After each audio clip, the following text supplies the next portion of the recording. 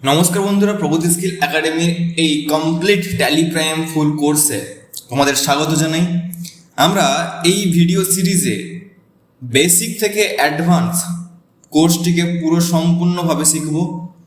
ছোট ছোট অ্যাকাউন্টসের পার্ট থেকে শুরু করে আমরা ম্যানুফ্যাকচারিং ইউনিটস কীভাবে এন্ট্রি করব, পেরোল কীভাবে করব, সমস্ত কিছু ট্যালির মধ্যে যা যা আছে আমরা তার সব কিছু শিখবো। তো চলো বন্ধুরা, ভিডিওটা শুরু করা যাক। ভিডিওটা স্কিপ করবে না, মনোযোগ সহকারে ভিডিওটিকে দেখবে এবং কোথাও কোনো ডাউট থাকলে আমাদের অবশ্যই কমেন্ট করে জানিও। আজকের এই ভিডিওতে আমরা কি কি শিখবো। ফার্স্ট আমরা যেটা শিখবো সেটা হচ্ছে কি অ্যাকাউন্টিং কি, তারপরে শিখবো কি আমরা ডেবিট এবং ক্রেডিটের ধারণা, ডেবিট জিনিসটা কি এবং ক্রেডিট জিনিসটা কি। এই যে জিনিসগুলো তোমাদের প্রত্যেকের জানা জরুরি। অনেকেই গুলিয়ে ফেলে যে ডেবিট এবং ক্রেডিট কি। আমি এই কোর্সটা সুন্দরভাবে তৈরি করেছি তোমাদের জন্য, তাই মনোযোগ সহকারে দেখবে। একবার দেখলে আর কোনোদিনও তোমরা ভুলবে না এই জিনিসটা।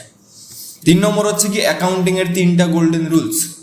এটা প্রত্যেকের জানা জরুরি এবং এই জিনিসটা যদি না জানো তাহলে পরবর্তীকালে তোমরা এই যে অ্যাকাউন্টিং ব্যাপারটাকে গুলিয়ে ফেলবে। তোমরা যদি নন ট্যালি ব্যাকগ্রাউন্ড থেকেও আসো তাহলেও এই জিনিসটা তোমাদের জন্য অত্যন্ত জরুরি।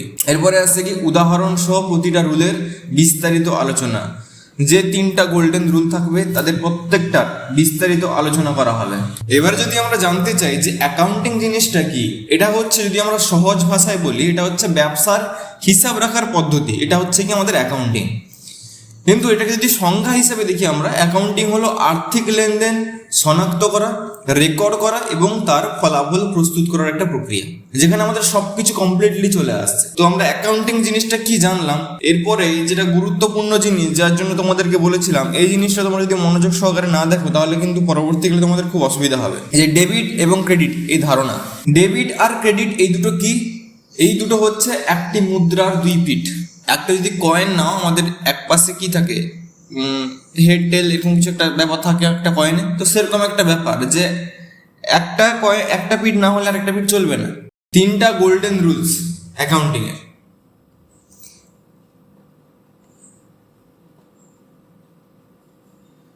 এই 3 যে দেয় ব্যাপারটা হচ্ছে কি, আমাদের এখানে ছবিটাও দেওয়া আছে, সুন্দর করে দেখতে পারো যে একটা দিক ডেবিট হলে আরেকটা দিক তাকে অবশ্যই ক্রেডিট হতে হবে, অন্য একটা দিক ক্রেডিট হলে আরেকটা দিক তাকে অবশ্যই ডেবিট হতে হবে। এই জিনিসটা তোমরা মাথায় রাখবে সব সময়। এবারে চলে আসি 3টা গোল্ডেন রুলস অ্যাকাউন্টিং এর।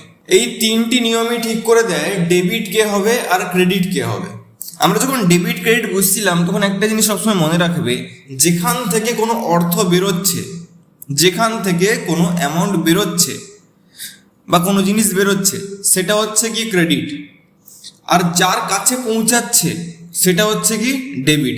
এই জিনিসটা তোমরা খাতায় নোট করে নাও বা কোথাও লিখে রাখো, যাই করো না কেন এই জিনিসটা তোমরা সবসময় মনে রাখবে।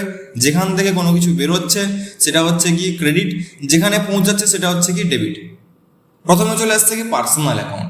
এই অ্যাকাউন্টটা খুব personal account, real account, nominal account. এবারে আমরা বুঝবো প্রত্যেকটার সম্পর্কে যে প্রত্যেকটা অ্যাকাউন্টের কাজ কি। প্রথমে চলে আসছে কি পার্সোনাল অ্যাকাউন্ট।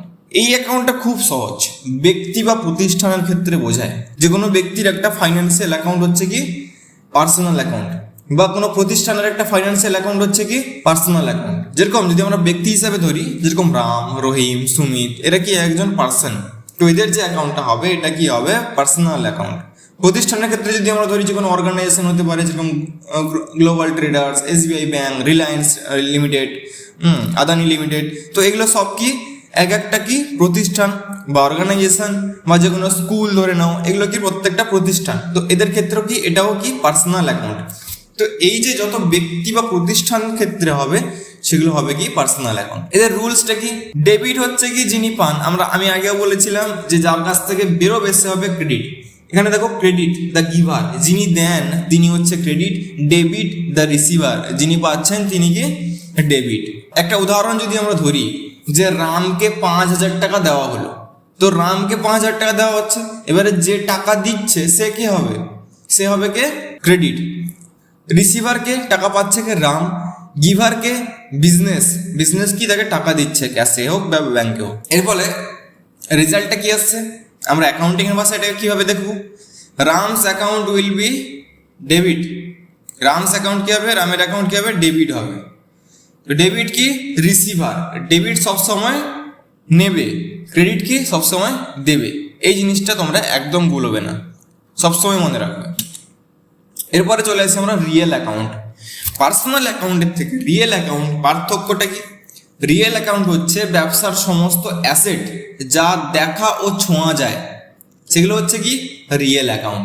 যেরকম cash, furniture, computer, land, building, এগুলো সব কি রিয়েল অ্যাকাউন্ট। রিয়েল অ্যাকাউন্টেরও একটা সুন্দর রুল আছে, debit what comes in, credit what goes out. যা ব্যবসা থেকে চলে যাচ্ছে সেটা হবে কি ক্রেডিট, আমরা আগেও জেনেছি। যা বেরিয়ে যাচ্ছে ওটা হবে কি ক্রেডিট। কিন্তু এখানে দেখো একটা জিনিস, ডেবিট হোয়াট কামস ইন, যা আবার ব্যবসা ফিরে আসছে সেটা আবার ডেবিট হচ্ছে।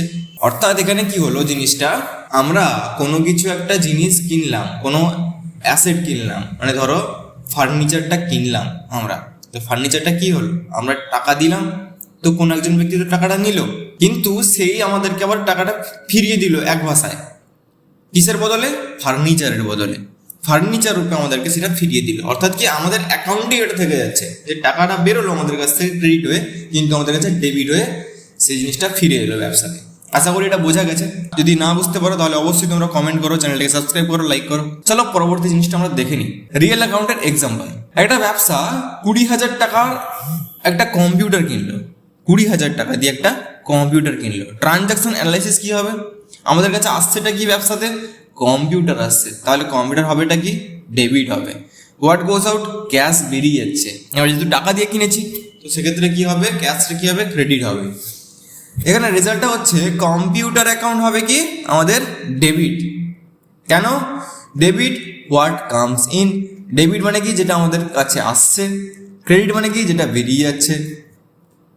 তো এখানে ক্যাশ হবে ক্রেডিট আর কম্পিউটার অ্যাকাউন্ট হবে কি ডেবিট।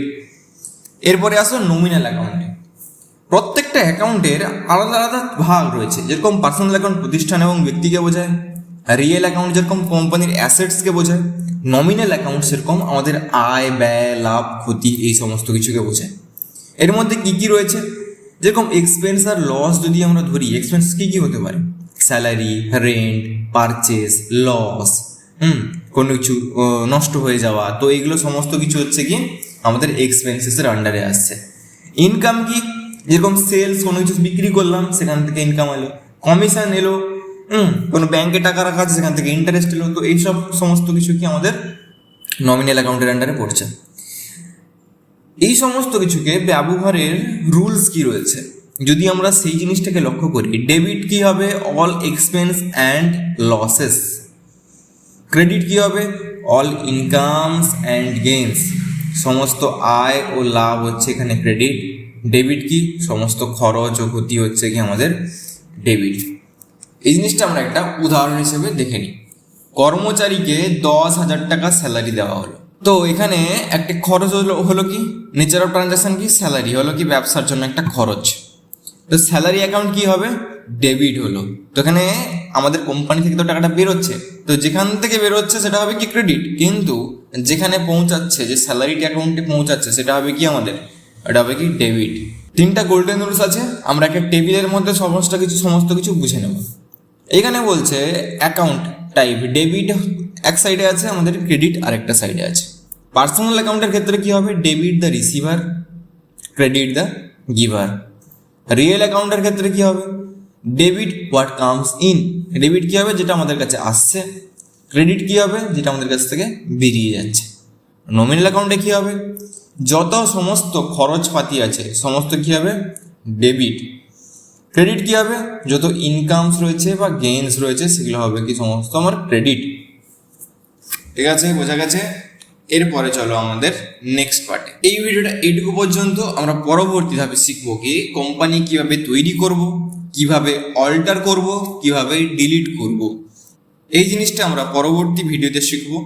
এবং তোমরা আমাদের এই চ্যানেলটিকে অবশ্যই সাবস্ক্রাইব করো এবং পাশে দেখো, কারণ আমরা এরকম ভিডিও তোমাদের জন্য নিয়ে আসবো পুরো সিরিজ ট্যালির পুরো complete courses basic to advance সমস্ত কিছু কভার থাকবে। তো তাই দেরি না করে তোমাদের চ্যানেলটিকে অবশ্যই সাবস্ক্রাইব করে নিও, লাইক করো এবং কমেন্ট করো এবং জানিও কোথায় কি বুঝতে পারছো না। আমরা অবশ্যই আবার সেই জিনিসটাকে তোমাদেরকে ক্লিয়ার করার চেষ্টা করব। দেখা হচ্ছে পরের ভিডিওতে। ভালো থেকো, টাটা। তোমরা চ্যানেলের প্লেলিস্টটাকেও অবশ্যই সেভ করে নিও যাতে পরবর্তীকালে কোনো অসুবিধা না হয়।